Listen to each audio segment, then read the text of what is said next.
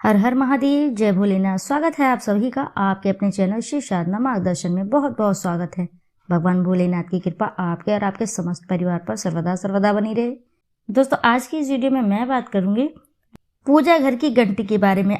पूजा घर में जो घंटी होती है उस विषय में आज की वीडियो में हम बात करेंगे। तो दोस्तों, वीडियो में अंत तक जरूर बनी रहेगी, अगर नहीं तो जानकारी अधूरी रह जाएगी।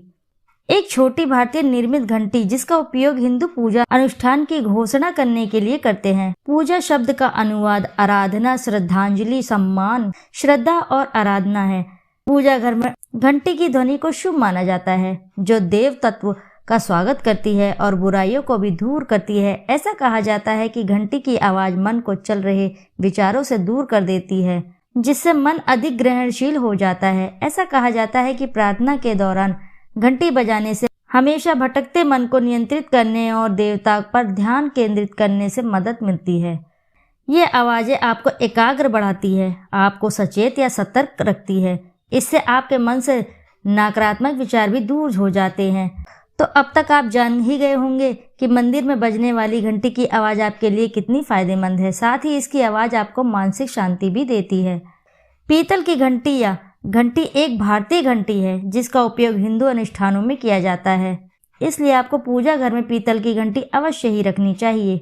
देखिए दोस्तों, क्या होता है, घंटी की आवाज़ नकारात्मक ऊर्जा को दूर रखती है। घर के मंदिर में बाईं ओर घंटी बजानी चाहिए। वास्तुशास्त्र के अनुसार पूर्व दिशा वृद्धि लाती है, दक्षिण पूर्व दिशा धन लाती है और दक्षिण दिशा निवासियों के लिए प्रसिद्ध और सम्मान लाती है।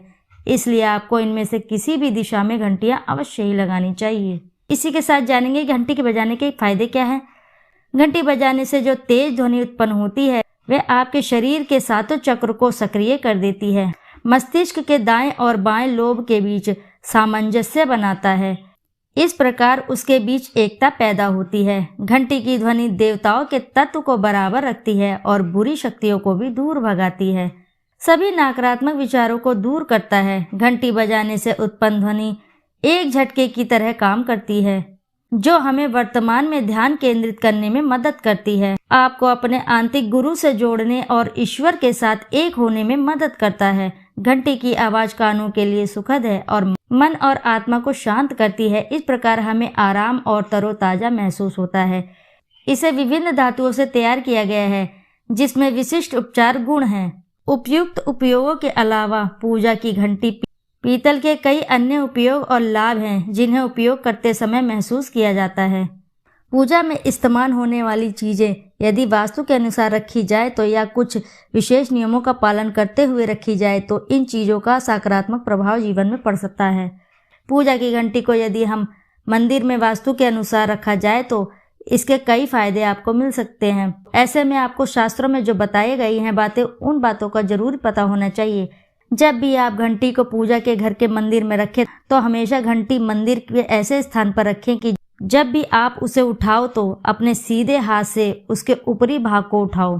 कभी भी पूजा घर की घंटी को दक्षिण दिशा में नहीं रखना चाहिए, वरना इससे नकारात्मक प्रभाव आपके घर में पड़ता है। पूजा की घंटी को सीधे हाथ से नहीं बजाना चाहिए। ध्यान रखें कि जब भी आप घंटी को स्थापित करें तो इसका मुख सामने की तरफ ही होना चाहिए। कभी भी घंटी को उल्टी करके नहीं रखना चाहिए। घंटी पर गुरुण भगवान का चित्र अंकित होता है, जो कि एक संदेश वाहक के रूप में जाना जाता है। ऐसे में यदि आप घंटी को उल्टा करके रखते हैं तो इसका मतलब आप भगवान विष्णु को नाराज करने का कार्य कर रहे हैं। तो इस बात का आप विशेष ध्यान रखें।